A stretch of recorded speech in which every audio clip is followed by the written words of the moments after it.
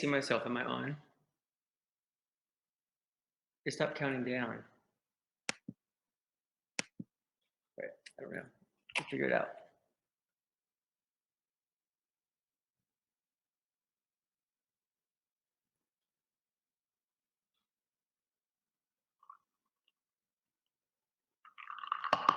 I guess I'm on. Am I on?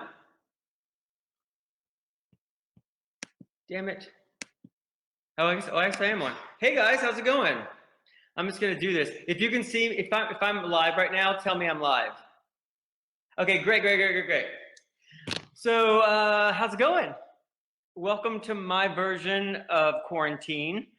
Let me catch you up on what I've been doing since all this happened. I think now it's our 12th week, 10th week. Well, I saw some squirrels fighting in the backyard. There, you're caught up.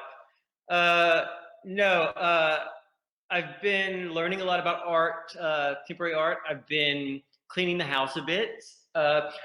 Two days after this happened, my phone broke, then my television broke, and then my washer broke.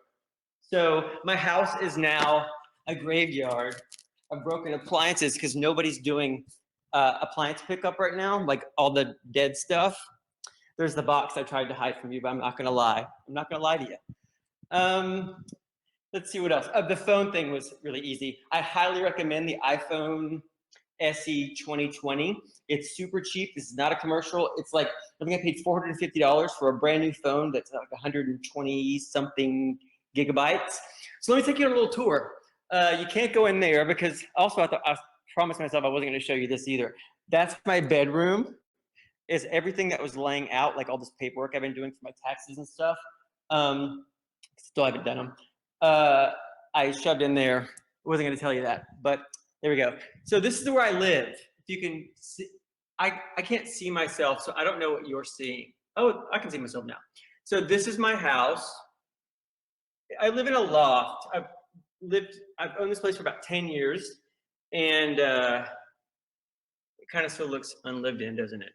Now that I see it like this. But I don't like a lot of stuff on places. Like I don't like a lot of furniture.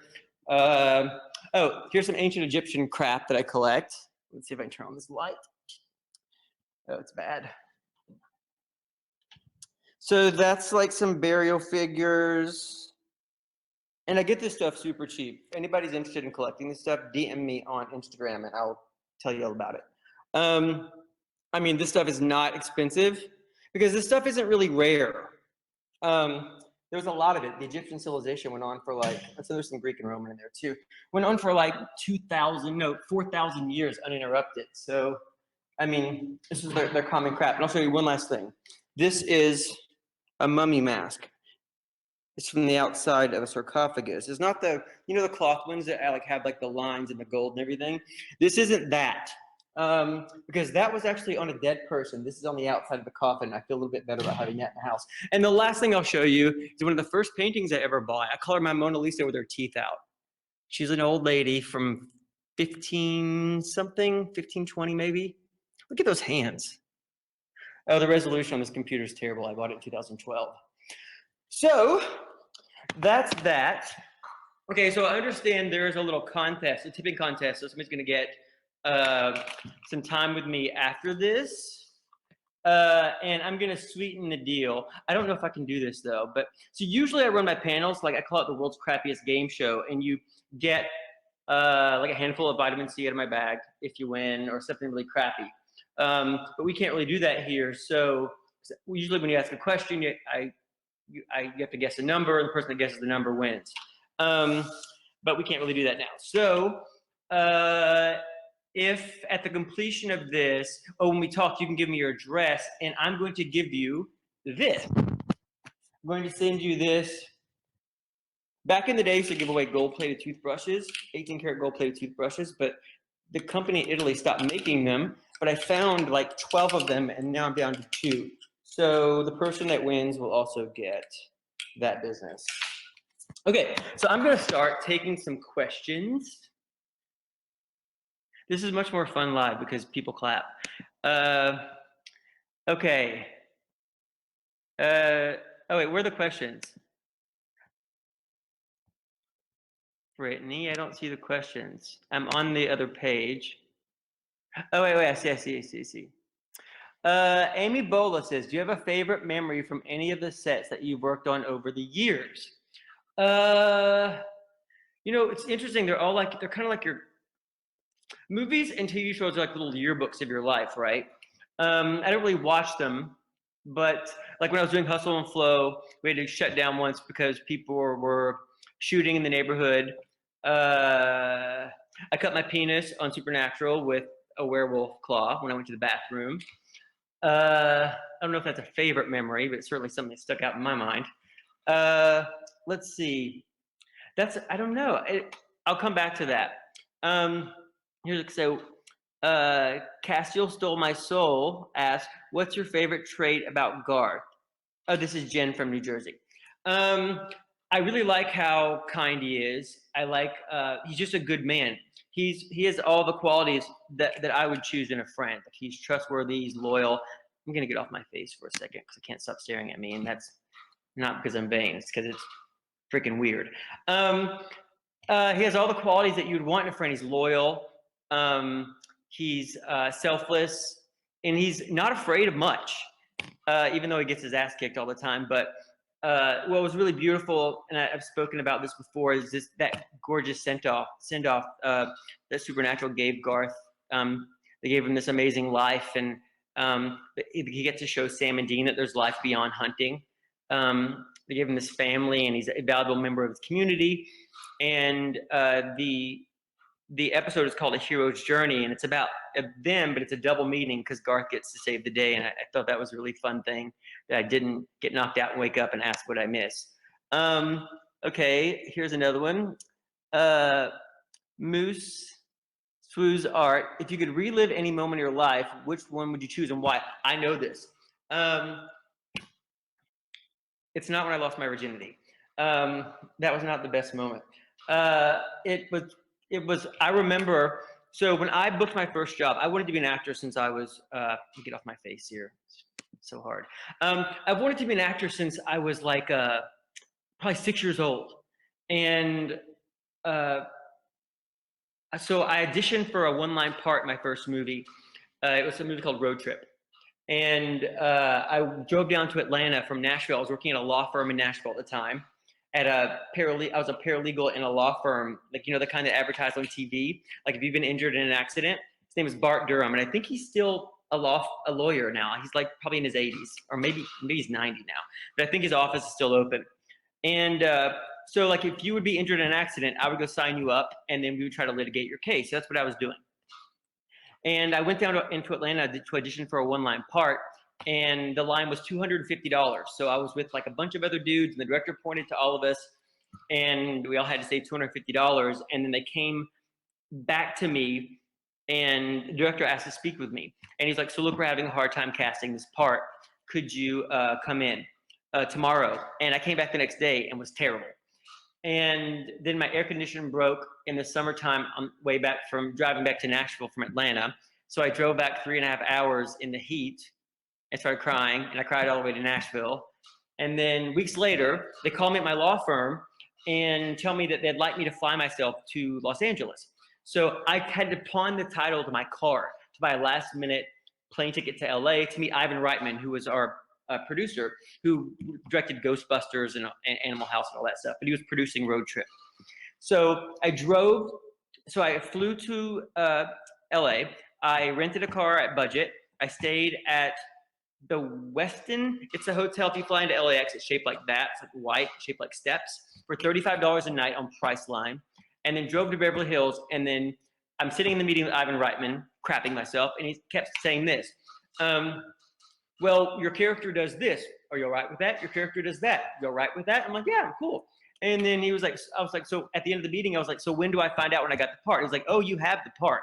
And so it was in that moment, I knew my life was going to change. And having the realization that, I mean, of course the movie could have come out and done nothing and I could be back at the law firm, but I didn't know that. I didn't know that you could fail. Being too stupid to know you can fail, I highly recommend it. So I didn't have a cell phone. So I went to a payphone at the corner of Cannon and Wilshire and Beverly Hills, and just started calling people. And everybody was at work. It was in the middle of the day, so I didn't get a hold of anybody. But then I went and shot the movie and then flew out here. I'd never been to LA other than that one time. I flew out here to do the Tonight Show and was thinking about staying around. And I was driving from my hotel to a meeting and saw a billboard of my face on Sunset Boulevard. That was also a great moment in my life. So let me go back to questions. Okay. Live. Okay, Tina L. If you could time travel, which year or which century would you prefer? I think about this all the time. I would love to live in Paris, like in the Belle Epoque, like around, so like sort of between the 1890s and the 1910s, 1920s, for just like a week, to see what it was like. You know, everybody was going out having a good time. Although, now that I think about it, people only had one suit of clothing. Have you seen these old photos of like people like the 1890s, 1900s? Like the ladies have floor-length dresses that they probably wear to bed. Men have on like wool hats, those big hats. I have one of those, but it's in the closet. Like a wool top hat and a wool overcoat in the summertime. You know everybody stank because that was before deodorant. So maybe I wouldn't want to go back to ancient Egyptian times. No time before they had electricity would I want to go back to. Maybe 1970 in Los Angeles for 1 week. So let me see. Here's another. Anyone from Supernatural you haven't worked with you wanted to? Let me think. I've never worked with Kim, and we have great chemistry in life. She's a really good friend of mine. I'd like to work with her and Ty. I never worked with Ty. But I think I kind of I lucked out with who, I mean, Jensen and I have pretty good on-screen chemistry. And I really love Jared in real life. And I've worked with Mark and I've worked with Misha and Alex. Alex and I have actually become good friends off the show also. From Efflugent, do you ever slide down the banister?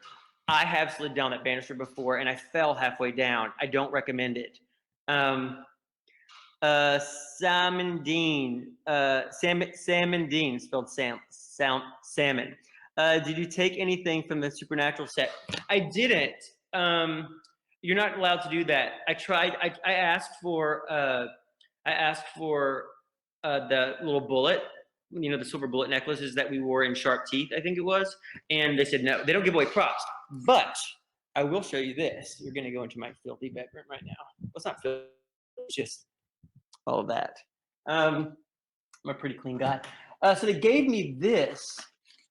Hold on. It's going to be worth the wait. Now watch me not be able to find it. I don't know what to do with it.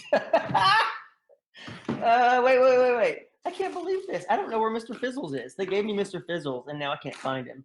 He may be in my suitcase from the last time I traveled. Let me look. This isn't good. I can't lose Mr. Fizzles. Okay. I don't know where Mr. Fizzles is. I'm not alarmed because he never really leaves the house except when I travel. And I would have known if I lost him. Let me look at my hat drawer one more time. This is really... Oh, here he is. He's hanging out the side. Oh, and now he's stuck. God damn it. Who asked me this question? Okay. Oh, Mr. Fizzles is caught in my drawer. Boom, Mr. Fizzles. So, here we go, Mr. Fizzles. So here's the really cool thing about this. You can tell that I've been observing the quarantine rules. I'm in desperate need of a haircut. So listen. So Mr. Fizzles, the voice that I used to talk, that I voiced him with, is the voice. I'm gonna get off my face because I can't. The voice that I used to speak to Mr. Fizzles is the voice that I used to talk to my dog and George. And George was born with too much water on his brain. He was a Chihuahua who had hydrocephalus, and he could only walk in a circle. So if he saw you over there, he'd circle over here, fall down, circle over there, fall down, circle over there, fall down. He could never be housebroken, so he peed on my belongings for 10 years. And his tongue was too big for his mouth and his penis was too big for his body. So every time he peed, he wet his chest. Every time I had to wash him. But I loved him. And he was a rescue, obviously. So when he died, they sent me Mr. Fizzles. And there's only 2 of them. There's this one that I actually used on the show, and then there's another one, which is the backup. And so they sent me this, which is so nice. Okay, so now let's see what else. Oh, I got to go back to my face. Hold on one second. This is harder than you think, especially for somebody who dozes off on the couch all day. C-Star says, if you weren't an actor, what do you think you'd be doing? I know what I'd be doing. If I wasn't an actor, I would work in some sort of art field. I would be an art buyer or work at an auction house. Like working at Sotheby's or Christie's and being able to touch masterpieces and then not have to pay for them would be pretty great. Also, like I think I may do this anyway. I'm sort of starting an idea where I'm helping people put art in the hands of people who think it's too expensive to have, like sourcing things like really nice pieces. I posted about this recently. You can buy a drawing from somebody who's in a major museum for like between like $300 and like $1,000. I mean, that's a lot of money, but if you saved up for that, you could have a really nice piece of art history. And I really hate the overcharging of things. Like people get something because there's a name attached to it. They'll charge like 5, 10, 15 times what they paid for it.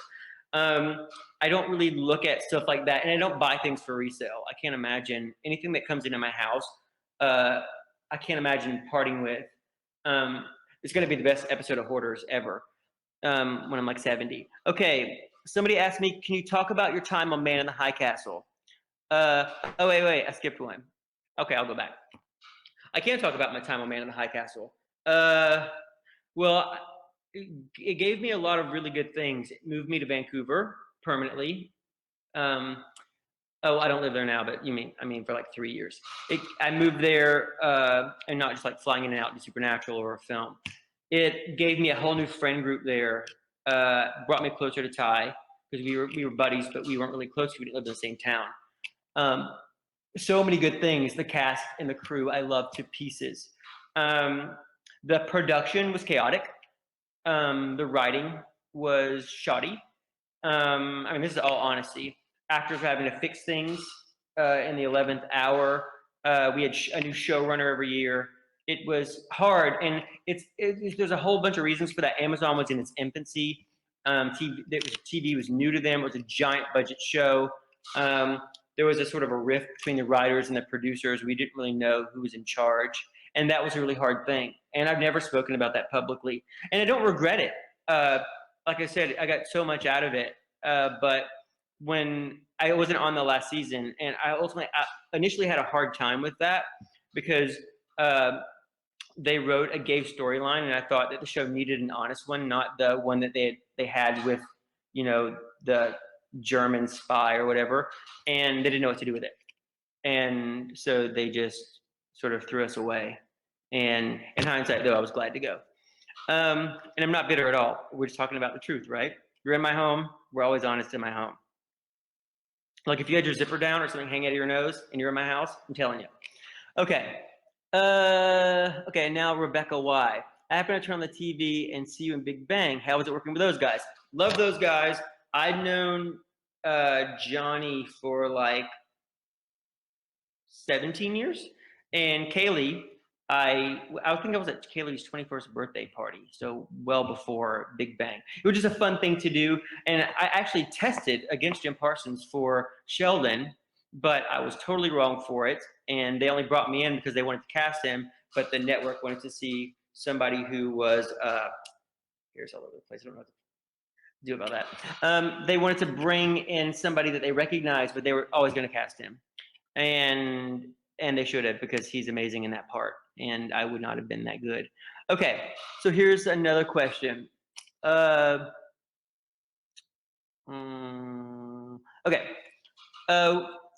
Words of leisure. What is it that attracts you to doing genre, sci-fi horror projects? I haven't done that many of them. I don't. I don't really, I mean, I was just on Creep Show, which I love doing because I love the movies. I guess nostalgia would be the reason for it. I mean, Supernatural wasn't a draw for me, honestly, at first because the two guys were so handsome. I looked at that and I was like, come on now, I'm not doing that. But then I read it and really talked to everybody. And you know what? I've talked about this before. I turned it down initially, or at least that was the signal that I gave, and then reconsidered when I'm doing it. And I've said that a million times, but I've never really acknowledged how lucky I am to be able to do that. Most actors sort of have to get what they are given. And I mean, granted, I've been doing this for 20 years. But if I don't want to do something, I don't have to do it. And that's a real blessing, and I just want to acknowledge that. But doing the show is one of the best decisions I ever made because I'm here with you. It's taken me all over the world. I've met so many fans. To be a part of something that people identify with and love and show up for is pretty great. It's a little scary at times. You know, like when when Bobby died and I came on the show, the CW promised me they weren't going to market it as the new Bobby, and then I saw a promo and they got a bunch of hate. And I was like, I'm not, we never said that. That is marketing. That has nothing to do with what's happening on the show. And then everybody saw it and calmed down. But overwhelmingly what I've gotten from you guys is just love, and I love being loved by you, and I love you back. And we all do. And, you know, we say this at every convention, how much we enjoy traveling to meet you. Girl, are you watching any shows right now?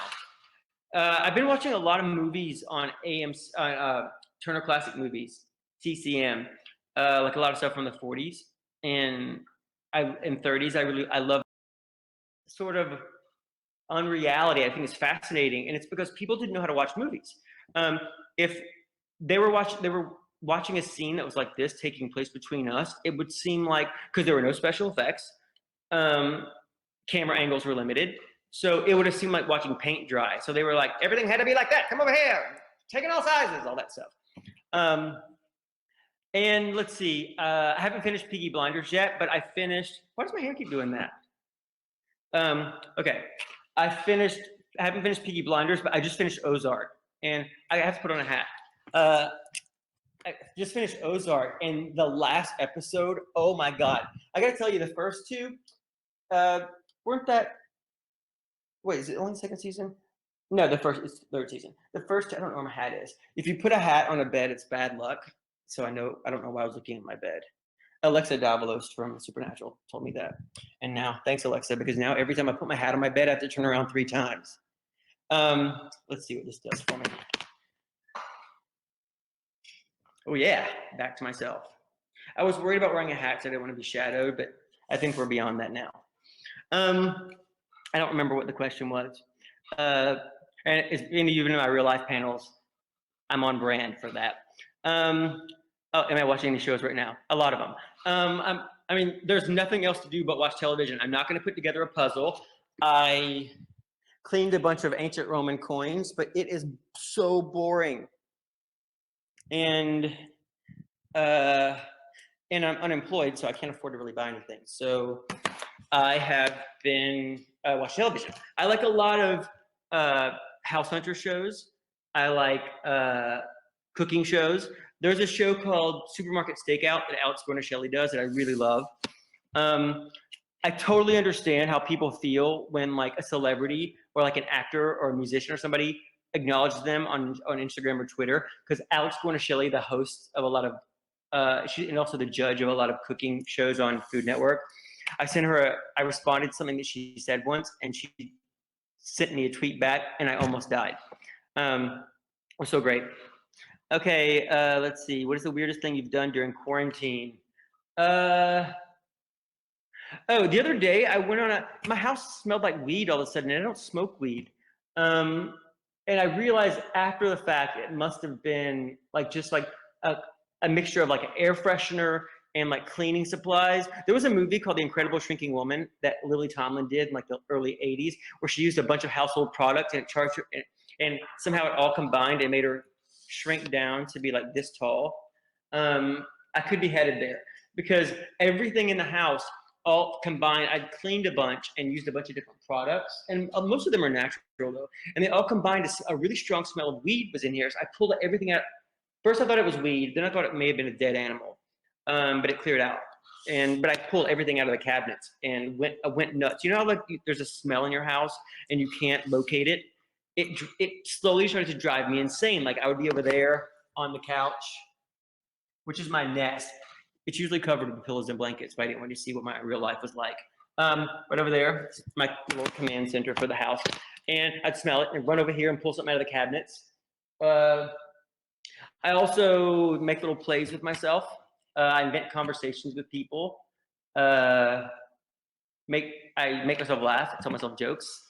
I see something on television, I make snide comments or funny comments. And it's because I didn't have any friends growing up. And that's not a woe's me, I really didn't. I was a weird child, much like being a weird adult that I am now. Okay, let's see. What is your useless talent? Well,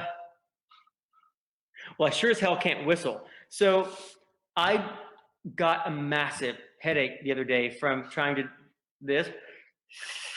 Can't do it. There's a YouTube tutorial about it, and I spent probably an hour, 2 hours watching video after video after video trying to learn how to do it, and it never worked. And then all of a sudden I stood up and got this throbbing massive headache. So it's not that. Useless talent. Oh, I'm a trivia master. I can watch Jeopardy, and last night I got 4 wrong. Useless knowledge. I mean, really everything I do is useless. Like, I pretend for a living. I know things that couldn't help me in the wild. I can't grow my own food. If this was like 120 years ago, I would have died 20 years ago. Okay, hi, it's me, that girl. Ask, hi DJ, here's a question. What was your favorite thing about Garth's character development? Is there anything you'd change about it? You know what? I liked, like I said, I liked what they did for him. I like how he sort of started off as more mild-mannered and got more sure of himself. And that's what happens in life, though.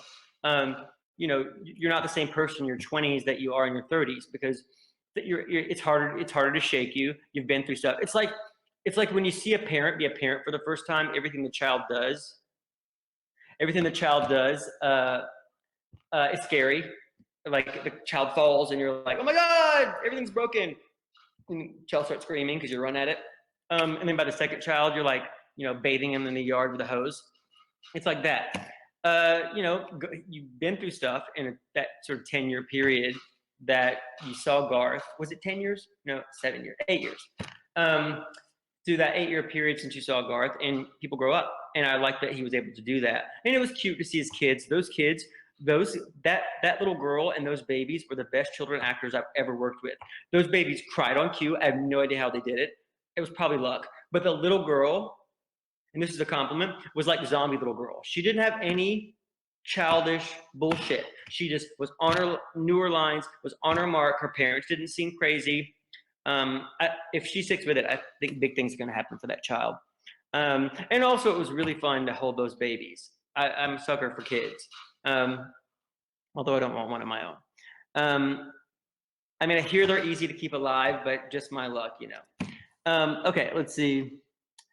Moose Swoos Art. If you had to dye your hair an unusual color for the rest of your life, what would you choose? Well, it sure as hell wouldn't be blonde. I would not dye my hair blonde. I had to do that for the new guy. And they wanted to preserve like 2 inches of the root. And so that dye job, because you can't, here's the thing, you can't just dye your hair. You can't just bleach it because it'll all come out. So it has to be done in stages. So I think that took like 9 hours. And I'm a squirmer. I hate sitting somewhere for a long period of time.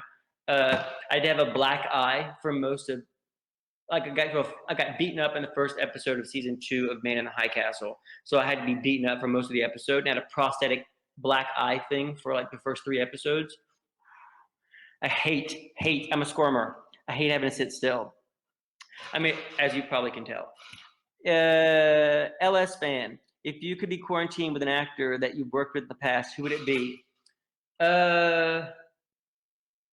You know what? I don't want to be quarantined with anybody. I'm quarantined with myself here.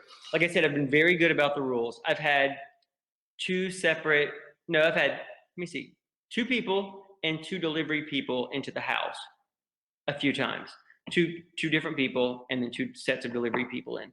And I've gone out to a friend's house once. But it's pretty easy to social distance, all one big space. I mean, the couch is 13 feet long. So imagine this remote control is a buddy, and I'm here. I'm gonna be backlit. Oh, this is not bad lighting. Actually, I look younger here. I may do the rest of it here. See, that's you're not getting coronavirus. I may stay here for a minute. Okay. Hannah Martinez, do I like escape rooms? Hell no. I've never been in an escape room and solved one, ever.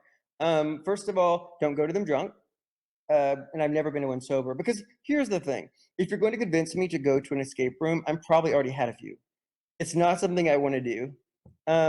Me and Ty took his daughters to one and failed that miserably, and then I did like 2 more. But the interesting thing was, the guy at the first escape room tried to pick a fight with one of my buddies at a bar 2 nights before, and my buddy's a giant and didn't beat the hell out of him. And the guy was so blackout drunk he didn't remember us the next day, or 2 days later. And it taught me a lot. If you work in an escape room, don't be a dick in public.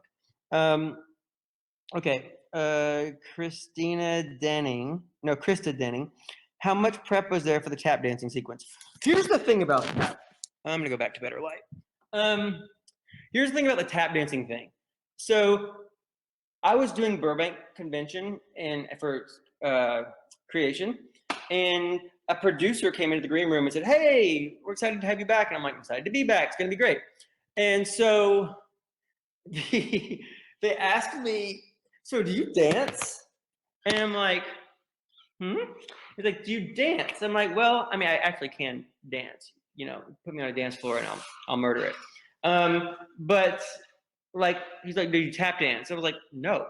I grew up gay in the South. I would, if I added dancing to that, I would have been dead in 10 minutes. And plus, my body doesn't do that. You know how like somebody will go like, and then somebody else can just do that kind of thing, or just even like or something like that. I don't know dance moves like that. I can't do choreography. I can't remember stuff. My body, puzzles are hard for me. Not like the. But the funny thing is, after I shot it, I could do it right now in the living room, like I couldn't do on the day. But also, I've done it 1,000 times since then. Okay, so let's see what the next one is. Jen S. If this pandemic didn't happen, where would you have gone on the holiday? I was planning to go to New York right before this happened, and I miss London. I used to live there for a long time, and I have a bunch of friends that live there, and I really want to go back. My friend was supposed to get married. I was going to be the best man in Alabama. Actually, it's called something like Florabama or something. Florabama. So I don't know if that's in Florida or Alabama. It's in the South on the Gulf. Anyway, my buddy Phil was getting married, and I was supposed to be his best man, but it got canceled. So I suppose I would have been doing that. That's kind of a bummer. But here's the thing. I don't think they should reschedule this year. I'm not sure that you should make any, I wouldn't even buy a car that was made this year. I think we should just live it out, make the best of it, and let it go, and then do everything next year. Unless you're dying or something, then you get married. Okay, favorite period in art history. That's a good question. So I really love the old stuff. For paintings, I love things that were painted in sort of between the 1480s to the middle 1600s. It's sort of my sweet spot. There's 3 or 4 different art movements in there, but just as a child, I used to check out this. When I was little, we had something called encyclopedias, and you would go to the library, and it would have everything that you need to know about things that start with A. And so I would check those out of the library and go home and just look at the pictures and read about the world.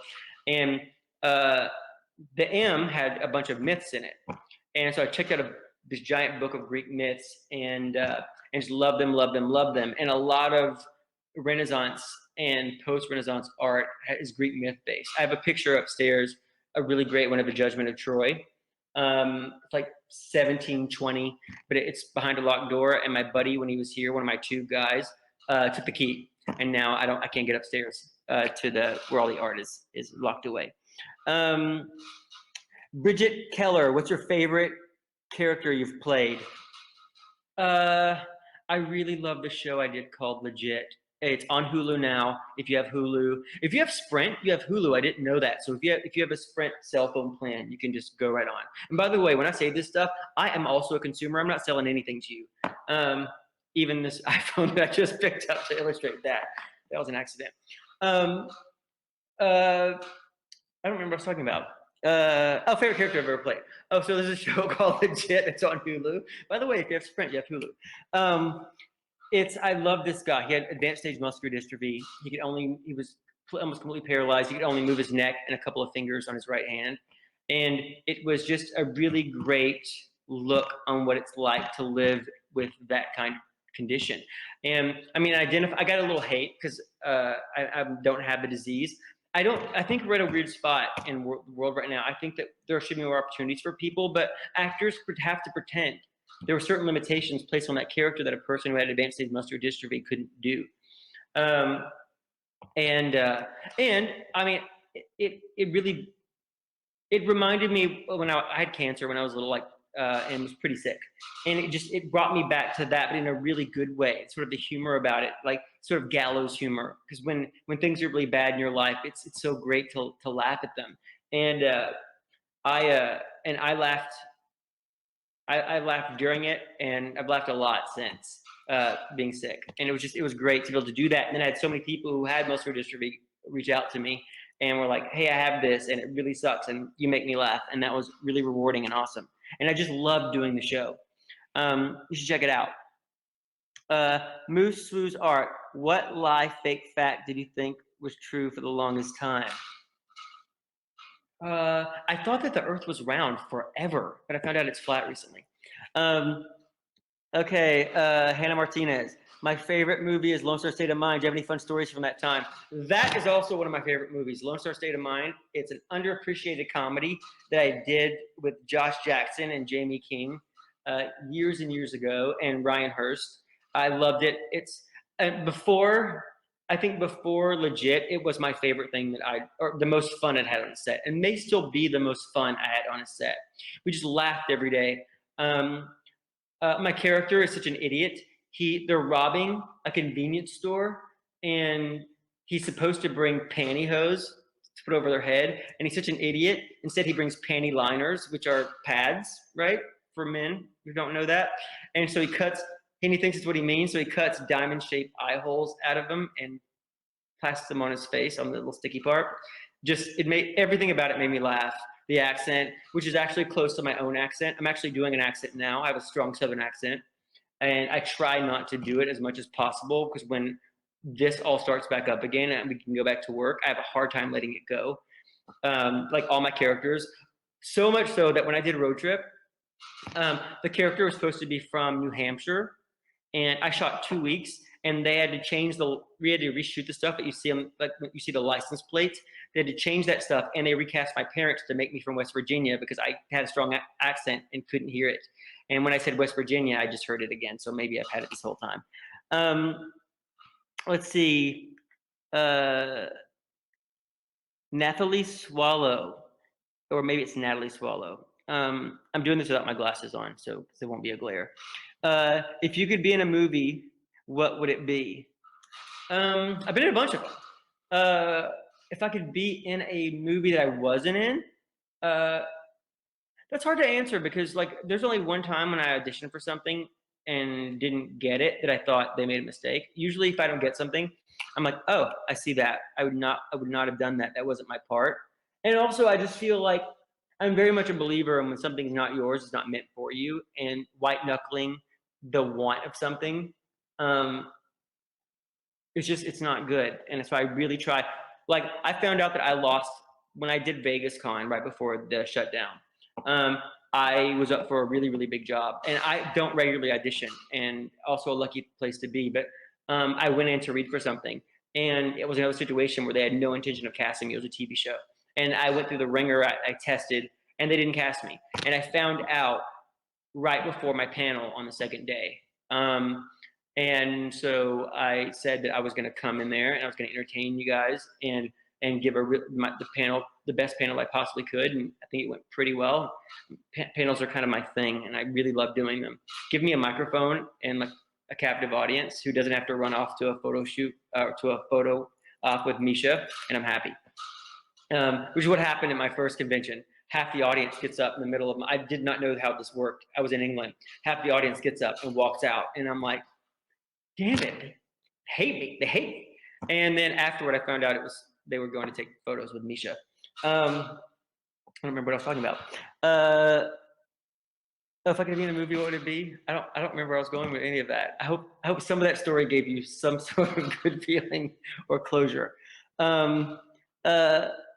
Oh, is that all? Is that all the questions that I have?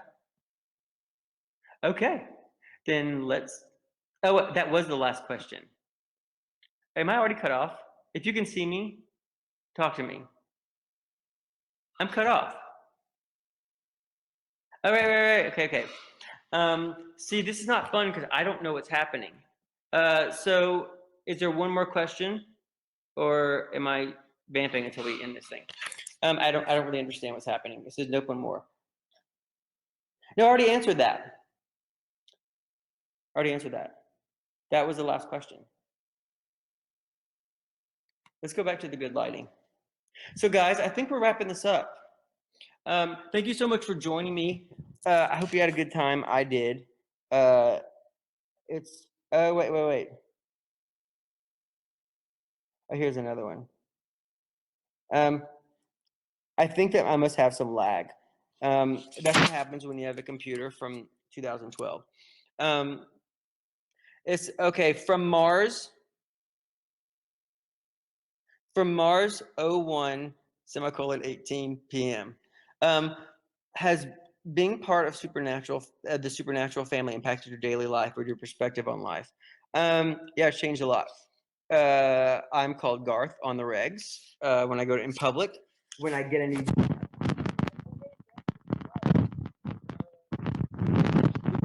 I think it's hilarious. But at least you don't do what soap opera people do and like beat us up at the store for like cheating on Simone or whatever. You know that we're not those actual people. But and I get why you do it. Because when I see people, I've done this with people. I'm like, oh my God, that's their character name. It's because I love them so much. It's because I love them so much as that character. But here's what Supernatural fandom does that most fandoms don't do. You follow us to other things. You support our projects. And like nobody wanted to see those Twilight kids in anything else but as vampires, teenage vampires. And you guys follow us around and make us part of your lives. And it's really dope. And we really appreciate it. Let's see. And then Brittany Marriott says this. When you're ready, say bye. And Warner will take you off. Full disclosure. Hey guys, that's the end of the questions, and I think I've shown you a reasonable amount of things in here. I'll show you one more thing. So my birthday is coming up. It's on June 10th, and somebody sent me a cause figure, which I haven't taken out of the package yet, because I'm waiting to do it on my birthday. And so this is the only part of my house that has personal stuff in it. I don't really keep pictures around. And look what's up here. There is, this ties into Supernatural, by the way. Hold on. So see this? This is an ancient statue head beside my Garth pop figure. And somebody made me this little Garth Lego years ago too. So this is the only sort of personal stuff that's about my life and isn't sort of art based. And this is the only photograph that I have in the house. I just don't like, I like photographs, but I like them in a box and I like to pull them out when I'm sad or lonely. So I think when you have things up, like photographs, you stop seeing them. So I pull things out. But this photograph is when my friend Nikki got married to Ian Somerhalder. And I was her man of honor. I don't know if you could see that, but I'm doing something. And then later I went under her dress to, I think, do something else. I don't know. There's a lot of work being in the wedding. But but it's fun. Okay, so guys, I'm gonna sign off now, and I have to do a 5-minute thingy with somebody. Thank you so much for joining me. I hope you had a good time, and it was really fun for me. And we hope to see you soon as we possibly can. All right, bye guys. Hey Warner, take me off.